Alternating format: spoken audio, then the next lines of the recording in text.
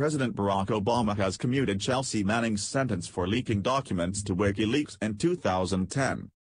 The 29-year-old transgender U.S. Army private, born Bradley Manning, will be freed on 17th of May instead of her scheduled 2045 release.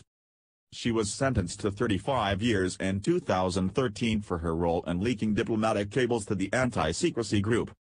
The leak was one of the largest breaches of classified material in U.S. history. The White House had suggested in recent days it was open to commuting Manning's sentence. She twice attempted suicide last year at the male military prison where she is being held at Fort Leavenworth, Kansas. Manning also went on a hunger strike last year, which ended after the military agreed to provide her with gender dysphoria treatment. In one of his final acts as president, Mr. Obama granted commutation of sentences to 209 individuals and pardons to 64 others. However, Edward Snowden, a former National Security Agency (NSA) contractor who leaked information on mass surveillance programs before fleeing the U.S., will not be granted a pardon. Russian authorities said on Wednesday that Mr. Snowden had been granted a 2-year extension to his temporary asylum in the country. Chelsea Manning's case divided public opinion in the U.S. To some, she was a whistleblower who lifted the veil on U.S. military secrets.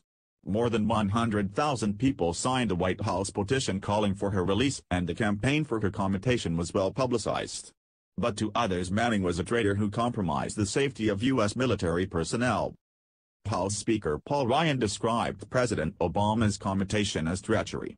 When I attended Manning's sentencing in 2013, the prosecution asked for a tougher sentence than the 35 years handed down. They said they wanted to send a message to future potential leakers. The White House has yet to explain why it made the decision to free Manning. It's worth noting that Mr. Obama was accused of waging a war on whistleblowers for prosecuting more people under the Espionage Act than any other U.S. president before him.